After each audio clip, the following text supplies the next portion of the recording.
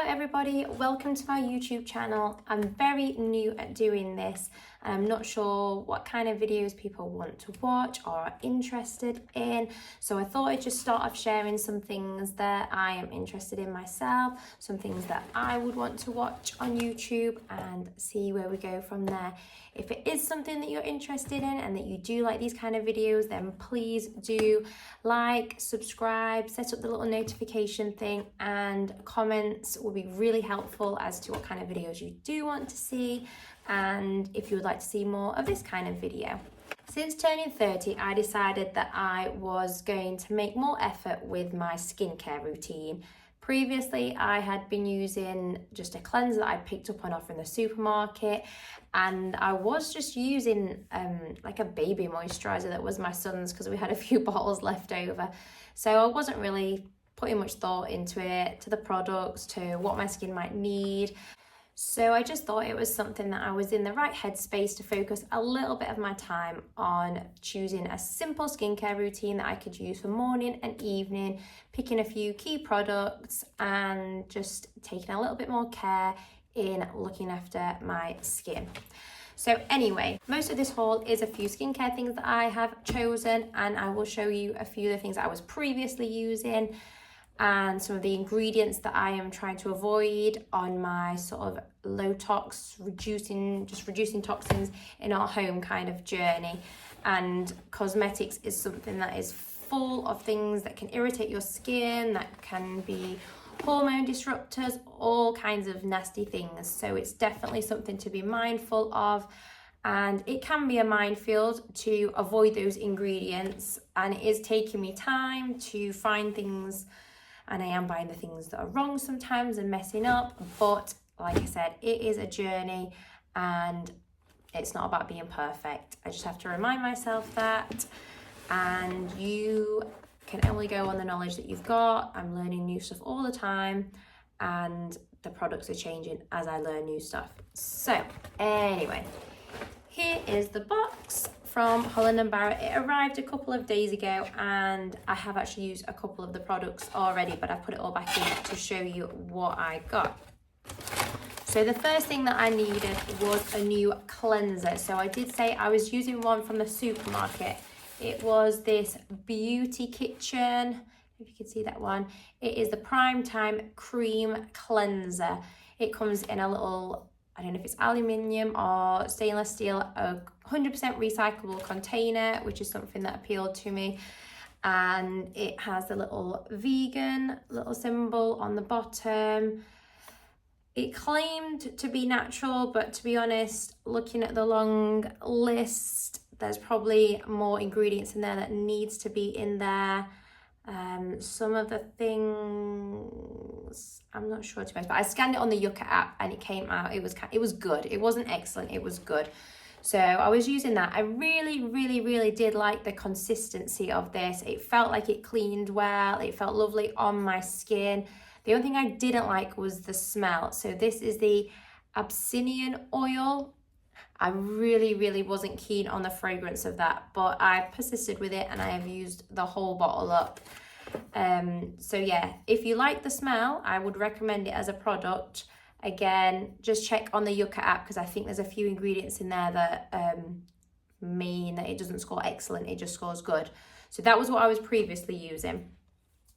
So this time from Holland and Barret, I have ordered the Q&A Grapefruit Cleansing Balm. So this one did score excellent on the Yucca app, and as you can see, it's got a bit of a smaller ingredient list, which usually means the less ingredients, the more natural or the less harmful stuff is actually in there.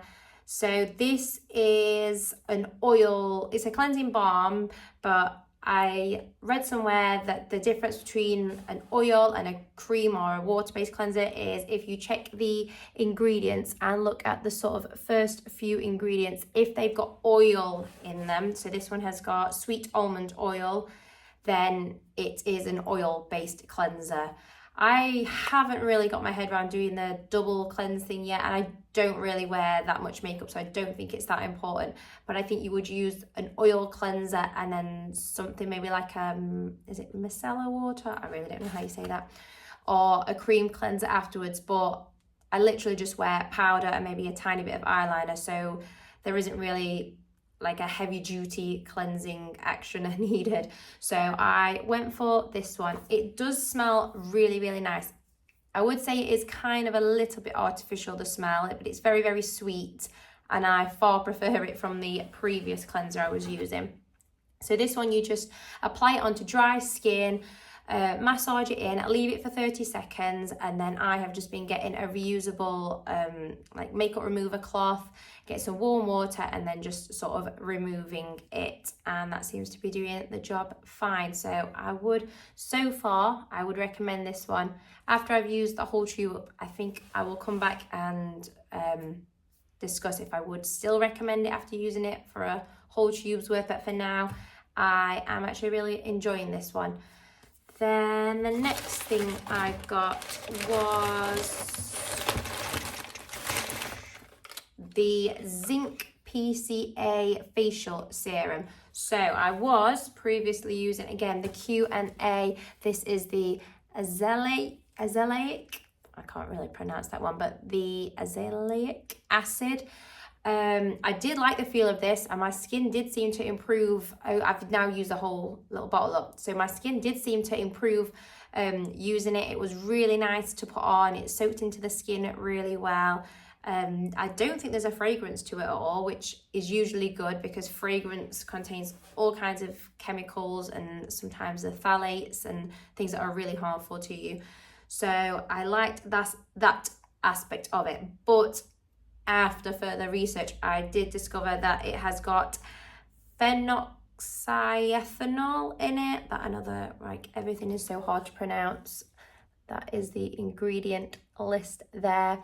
And on the Yucca app, again, that stops this from scoring excellent, I think. Or I'm not sure if it was excellent, but on another page that I was researching this whole minefield, yeah, basically try to avoid that. I don't think that's very good for your skin or your body in general. But again, I did like that product. So if that's something that doesn't concern you too much, then I would recommend it. This is a balancing serum. When I researched this, it was good for sort of oily and blemish prone skin. And I would say that it definitely did help with those things.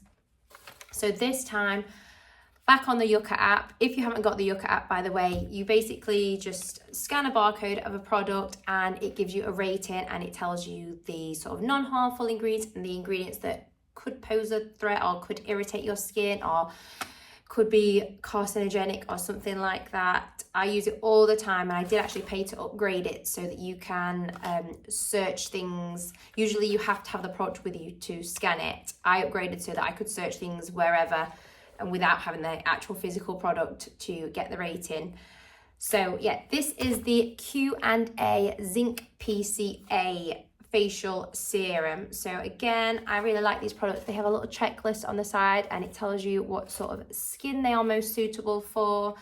This is Zinc PCA, and a blend of reishi and shiitake mushrooms help to prevent early signs of aging, minimize pore size, and increase hydration. It can help the appearance of blemish-prone skin. So again, blemish-prone skin, and now I'm 30. I don't know, maybe anti-aging products are a good idea to start including in my routine. I don't know. So I actually haven't used this one yet. If it's anything like the other one, the serums are a nice consistency, but I will again come back and review this after I've used the whole bottle to tell you how I went on with it. So then I have got another serum. This is the Q&A Caffeine Eye Serum. This one again tells you all the different skin types that it is suitable for, and this scores excellent on the Yucca app, so the ingredients are pretty clean and hopefully not going to irritate or cause you any harm. It got really, really good reviews online for sort of any darkness around your under eyes. I have 3 young children, so sleep is pretty limited and has been for the past 8 years, so I thought this could be handy. So I have used this one. It's, I don't know if I can show you, it's got a little roller ball, so you just give it a shake before you use it, unscrew the little lid, and then there is, I don't know if you can see that, there is a little roller ball. You don't even have to squeeze it, you just roll it under the eye. If there's any excess, you can sort of just pat it in. I've only used it twice so far, so I can't really say if it has done anything or if I like it. But again, I don't think there's a fragrance to this, which is good, and it goes on really, really lovely, and I will see how I get on with that one. Then another part of the routine, so I've got a cleanser, then like a facial serum, an eye serum, and then a moisturizer for on top. So this again is the Zinc PCA by Q&A. Again, lovely little description on the back, tells you what skin types it's suitable for. This blend of niacinamide, zinc PCA and hyaluronic acid helps to target the overproduction of sebum and the appearance of congested pores while helping to promote a healthy complexion. So again, this one sounds like it's targeted at blemish prone skin, which is my skin. And the ingredients, this one scores excellent on the Yucca app, so not any concerns really with the ingredients on the back. I have previously been using this and I'm still on the first bottle, but I liked it that much that I ordered another one whilst there was a sale on at Holland and Barret. So it goes on lovely. I would say it takes a little bit longer to soak in, but only like a few seconds. And to me, that doesn't really cause any issues. My skin has definitely improved in any blemishes. It feels more hydrated and it just feels healthier. And I really, really enjoyed using that product. So I would highly recommend that one.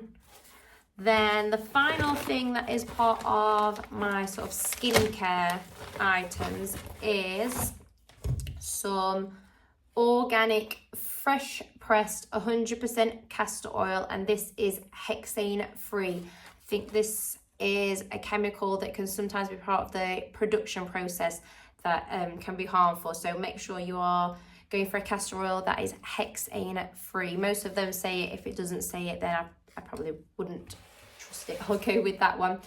So this I have bought for my eyebrows and eyelashes. I have read that it can be good for eyelash growth because it is full of, I think it's fatty acids and certain vitamins that's really nourishing for those sort of hairs.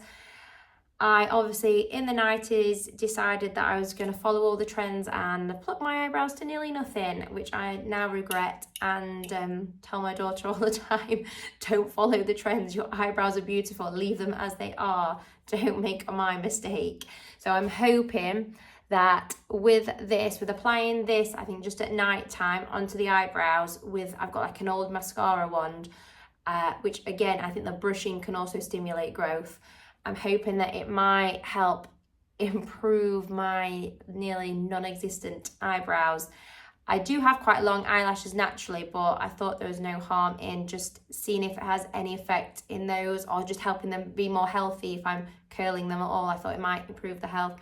So this is the Fushi brand of fresh pressed 100% pure castor oil. I think, yeah, and it's organic as well, which again, if you are trying to go down the low tox sort of route, organic immediately eliminates a whole host of toxins that could be present, like pesticides, when the ingredients have been growing. So organic usually is very helpful in reducing the toxins. Okay, I just thought that I would clarify. When I said following the trends in the 90s, I would have been a toddler. So I definitely wasn't plucking my eyebrows as a toddler. It was probably more in the, I don't know, 2010s maybe, when I was a teenager. But yeah, just to anyone that might have confused. Okay, then I have got some of these Flow bamboo liners. Another thing with the whole low tox journey is understanding that normal sanitary pads and things like that can actually have fragrance and chemicals and be bleached and all these harmful things that you just do not want coming in contact with your body anywhere. But These are bamboo and they are natural, flexible, absorbent, breathable, plastic free as well, which again is another thing that I've been doing for years, is trying to be more sustainable. So these are plastic free, which is brilliant. They just come in a little cardboard box, which is really handy. I previously have bought the little box that comes with the day and night pads and really liked those, so I thought I would try these as well as probably just as backup with like a reusable menstrual cup. So that is those ones. And then the last thing that I got, just to bump the order up to get free delivery if I'm honest, was these Doisy and Dam. These are the vegan chocolate drops. These I have had, I think I've had the ones that are like a Malteser style before, and the Easter egg, like the Cadbury's mini egg ones before. I haven't tried these like a, I suppose like a Smarties replica. They are a B Corporation, 1% for the planet, carbon neutral again, so I really do like purchasing from this company. They can be quite expensive if you compare to sort of a normal box or a bag of Smarties, but vegan chocolate is a little bit more expensive sometimes. You're paying for an ethical brand, and yeah, I don't know, the girls will really like it because it's something different. We wouldn't normally have this kind of Smartie. I haven't really seen anything else actually that is a vegan Smartie alternative, so I think they'll like trying these. I think they're quite fun with the colours and stuff. So that is everything that I got from my Holland and Barret haul. I need to check, I'm not sure if it's still on, but there was 25% off. I think all of those products that I ordered had 25% off. And then my husband has just started back doing his master's degree, so we now have student discount. So I got another 20% student discount on top of that. And because I spent £30, I also got free delivery. So a little bit of sort of coupon stacking, and everything was quite a reasonable price. Holland and Barrett are usually expected to be actually quite, some of their items are quite pricey, but if you can get offers, and I do have their like rewards card, and you do like add up points and get sort of 50p vouchers ever so often, then it actually doesn't work out too expensive and can be quite competitive compared to sort of Amazon or Boots or Superdrug if you get the right offers on the products. I hope that was something that you was interested in watching. Again, it's something that I would be interested in watching, product recommendations, especially I find with the whole low tox and vegan and sustainable, it can be quite hard actually to find somebody that is spreading information that covers all of those topics. The low tox thing I would say is probably the hardest. I have no sort of science background in this. It's all just research off podcasts and what I've read on people's blogs and various, I can't remember what the American one is. There's like an organization in America, and you can put in each ingredient and it will tell you sort of if it's harmful or whether to avoid or not. So yeah, it's all just been done by research myself, which is very time consuming, and it can at times become all consuming, and you feel like everything that you bring into your house is going to poison your family, if I'm honest. So I do have to take a step back occasionally and just relax a little bit with it, because it can be very overwhelming. But I think once you have found a few simple swaps, then you can just stick with those if they work for you, and then it doesn't become such a burden. I think just swapping a few things at a time is the key thing. And like I said, the skincare was something that I really wanted to focus on. It didn't become too overwhelming because I knew the key products that I wanted, and I found a company that sort of covered the whole range of things that I wanted and that I felt that I could trust, which is the Q&A. So yeah, I will let you know how I get on with all those products if that's something that you're interested in. If you could let me know in the little comments box if you've enjoyed this video, if this is the kind of thing you're interested in, what other videos you would like to see to do with sort of motherhood, sustainability, being eco-friendly, vegan, low tox, any of those sort of things that you might be interested in learning more about or just seeing my perspective of, then please do let me know. I'm completely new to this. I'm doing this off my phone, so the quality of the video and sound might not be amazing, but I just thought I would give this a go. YouTube's a platform that I really enjoy using, and I thought that maybe I could just share some of the things that I enjoy as part of my life with people, and that might be something that people wanted to watch. So yeah, if you could like, subscribe, any of those things that are helpful, then I would really, really appreciate that. Okay, thank you. Bye.